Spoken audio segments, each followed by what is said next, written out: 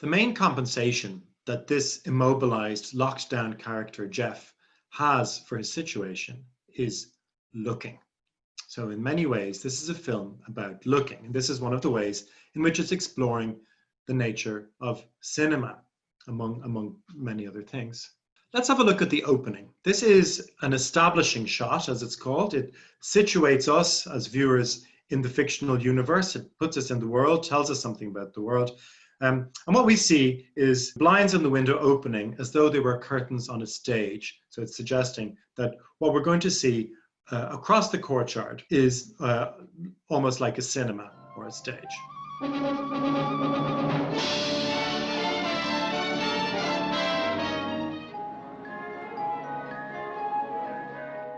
So that's a fairly standard, it's a creative but fairly standard as establishing shot. But then the camera does something weird.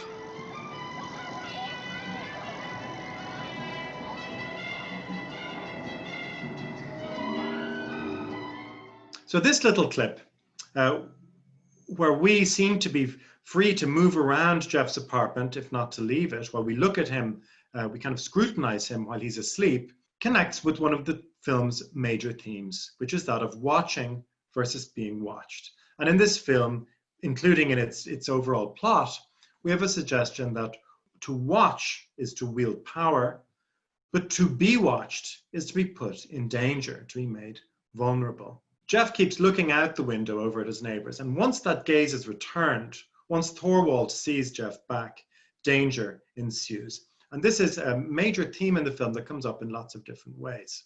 This brings us to the question of the doubling of the different stories, the parallels among the different stories in the film, and to what I think is really the core question of this film that every viewer on some level asks themselves, which is this: what is the connection between what happens on our side in Jeff's apartment and what we see on the other side? Hitchcock fills the film with suggestive parallels, far too many to mention. There is, for example, the one-sided dinner, Miss Lonely Hearts, who has a dinner with an imaginary dinner guest, but then the very one-sided dinner that Lisa has when she gets the fancy dinner from the restaurant and Jeff doesn't really participate. We have the marriage of the Thorwalds, which obviously ends in murder, and the parallel with the marriage with the newlyweds, whose marriage very quickly declines after their wedding day. Most importantly, we have the Jeff and Lisa plot. Jeff doesn't want to marry Lisa. In fact, he tells Stella at the beginning of the movie he wants to get rid of her. Nearly all of the plots, in fact, across the courtyard are to do with marriage. And that makes us, I think, it ought to make us think about how those plots reflect on the main marriage plot we see, which is Jeff and Lisa. What's she trying to do? Why don't she turn him in? She's a smart girl. Smart girl, she'll get herself arrested. Yeah, it'll get her out of there, won't it?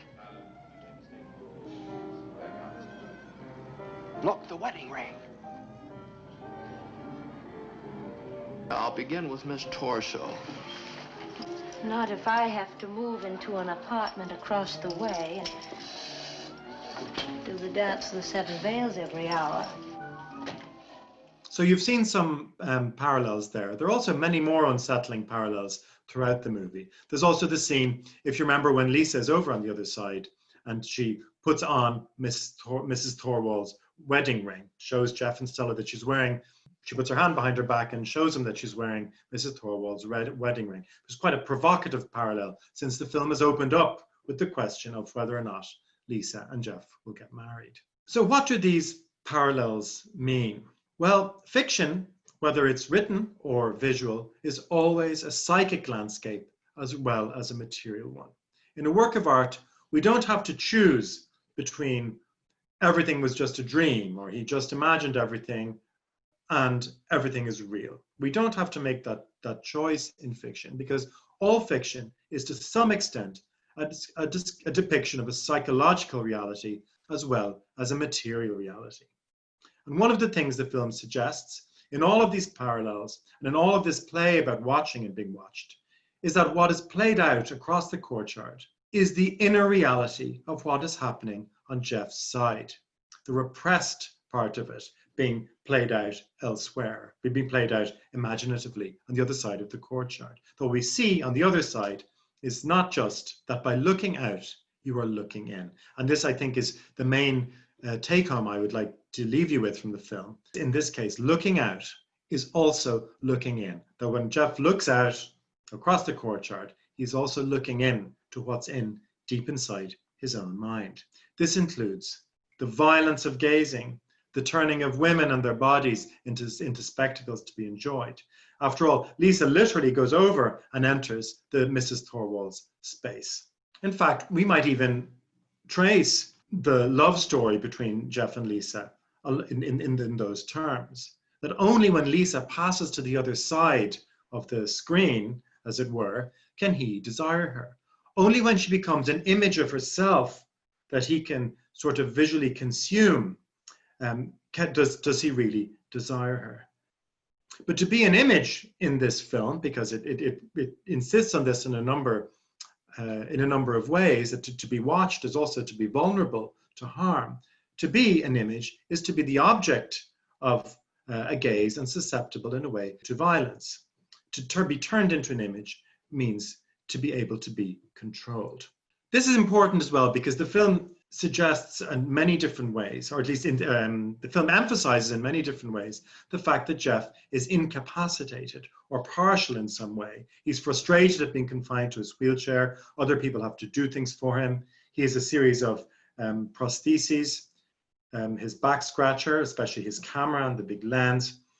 And there is a sense, I think, in the film that Jeff's voyeurism is an attempt to reassert mastery and control, that to turn Lisa into something that he can watch and control is a way to compensate for these psychological lacks that are expressed in the film as physical ones. But in that sense, it's also very important to look at what happens at the end of the film. I won't show you the clip, but go back and look at the end of the film where we have Lisa watching him. So even though she goes over to the other side, becomes the image to be controlled and consumed by his gaze, at the end of the film, the gaze is turned around and she is watching him.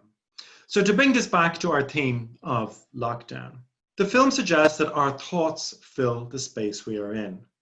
All the energies that we would usually expend outside in traveling, in being with people, in going to work, in going to the movies, in fact, in going to restaurants and bars, being out in the world, all of those energies that we usually spend outside are focused on our restricted daily lives.